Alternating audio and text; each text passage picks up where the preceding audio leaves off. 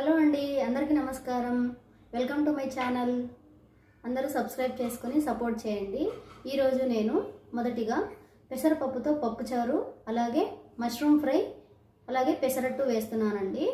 నేను ఇవన్నీ పీసీఓడి కోసం ఇవన్నీ ఫాలో అవుతాను. ప్లేట్ అనేది కొద్దిగా హెల్దీగా అనేది ప్రిపేర్ చేసుకుంటున్నానండి. హెల్దీ అని మరీ కష్టపడి ఓతేగా వంటలన్నీ చేసేనండి. మనకు తగ్గట్టుగా మన కన్వీనియంట్గా హెల్దీ ప్లేట్ అనేది ప్రిపేర్ చేసుకోవచ్చు. నేను కూడా ప్రతిరోజు అలాగే ప్రిపేర్ చేసుకుంటూ నా పీసీఓడి అనేది నేను కంట్రోల్ చేసుకోగలుగుతున్నానండి. మీరు కూడా ఇదే విధంగా పాటించి మీకున్న ప్రాబ్లమ్స్ని తగ్గించుకోవచ్చు. పీసీఓడి అనే కాదండి, ఇప్పుడు ఎక్కువ హెల్త్ ఇష్యూస్ అనేది ఎక్కువ అవుతున్నాయి కాబట్టి మీరు దాన్ని అధిగమించుకోవచ్చు. ఈరోజు నేను పెసరపప్పుతో పప్పుచారు ఏ విధంగా ఈజీగా టేస్టీగా ఎలా ప్రిపేర్ చేయాలో చూద్దాము. దానితో పాటు మష్రూమ్ ఫ్రై అనేది చేస్తున్నానండి. అలాగే పెసరట్టు కూడా వేసుకుంటున్నాను. నాకు పీసీఓడి ప్రాబ్లం ఉంది కాబట్టి నేను ప్లేట్ అనేది కొద్దిగా హెల్తీగా ప్రిపేర్ చేసుకుంటానండి. మీరు కూడా ఇలా హెల్తీగా ప్రిపేర్ చేసుకోవచ్చు. అలాగే ఇప్పుడు నేను పప్పు కోసం పప్పు అనేది కొద్దిగా ఒక హాఫ్ అన్ అవర్ పాటు నానేసుకున్నానండి. ఇప్పుడు పప్పు ప్రిపేర్ చేసుకుందాము. ఏ విధంగా ప్రిపేర్ చేయాలో చూద్దామండి. ఇప్పుడు కుక్కర్లో నానబెట్టుకున్న పప్పుని ఇందులో యాడ్ చేసుకోవాలండి. మీరు పెసరపప్పునే కాకుండా కందిపప్పుతో కూడా యాడ్ చేసుకోవచ్చు. రెండు మిక్స్ చేసి కూడా మనం పప్పు ప్రిపేర్ చేసుకోవచ్చండి. టేస్ట్ అనేది చాలా బాగుంటుంది. ఇందులోకి తగినన్ని నీళ్లు వేసుకోవాలి. ఇక్కడ నేను ఒక 7 నుంచి 8 పచ్చిమిర్చి కూడా యాడ్ చేస్తున్నానండి. చూడండి, ఇప్పుడు ఒక మీడియం సైజు 4 టమాటాలు తీసుకుంటున్నానండి. మీరు మీ ఇంట్లో ఉన్న ఫ్యామిలీ మెంబర్స్ని బట్టి మీరు ఎక్కువ తక్కువ అనేది అడ్జస్ట్ చేసుకోవచ్చండి. ఇప్పుడు హాఫ్ టేబుల్ స్పూన్ దాకా పసుపు, ఒక 1 టేబుల్ స్పూన్ దాకా జీలకర్ర వేసుకోవాలి. కొద్దిగా చింతపండు కూడా యాడ్ చేసుకుంటున్నానండి. మీ టమాటాలలోని పులుపును బట్టి మీరు యాడ్ చేసుకోవచ్చు చింతపండు అనేది. రుచికి తగినంత ఉప్పు కూడా యాడ్ చేసుకోవాలి. ఇందులో నేను 1.5 టేబుల్ స్పూన్ దాకా సాంబార్ పొడి అనేది యాడ్ చేస్తున్నానండి. ఫైనల్గా కొద్దిగా కొత్తిమీర కూడా యాడ్ చేసుకోవాలండి. ఇప్పుడు విజిల్ పెట్టేసి ఒక 2 to 3 విజిల్ వచ్చేంత వరకు మనం కుక్ చేసుకోవాలి.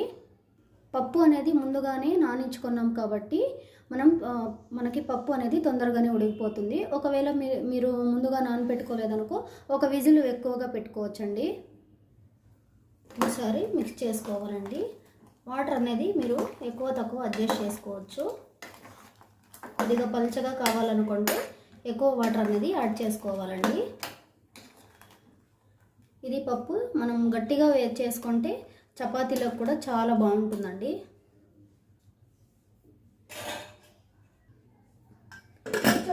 ఒక 2 to 3 విజిల్స్ దాకా మనం కుక్ చేసుకుందాము. చూడండి, పప్పు అనేది బాగా ఉడికిపోయింది. ఇప్పుడు జస్ట్ మ్యాషర్తో ఇలా స్మాష్ చేసుకుంటే చాలు.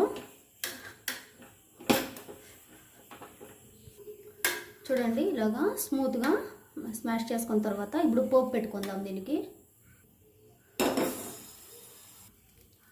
ఒక 3 to 4 టేబుల్ స్పూన్ దాకా ఆయిల్ వేసుకుందాము.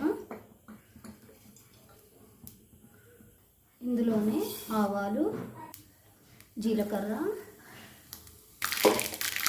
2 ఎండుమిర్చి యాడ్ చేసుకుందాము. అలాగే ఆనియన్ కరివేపాకు కూడా యాడ్ చేసుకోవాలి.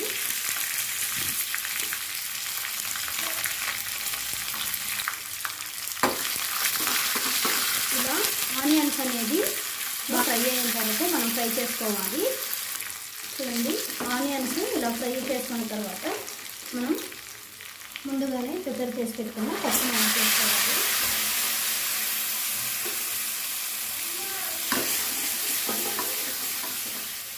ఏమా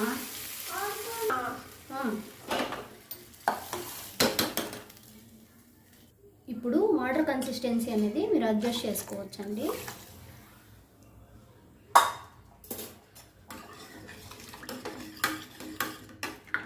జస్ట్ ఒక 2 మినిట్స్ పాటు మరిగించుకుంటే చాలండి. పప్పు అనేది రెడీ అయిపోతుంది. చాలా టేస్టీగా ఉంటుంది.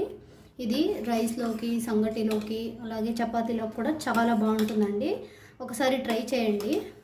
ఈ వీడియో కనుక మీకు నచ్చినట్లయితే సబ్స్క్రైబ్ చేసుకుని సపోర్ట్ చేయండి. Thank you for watching friends. Bye.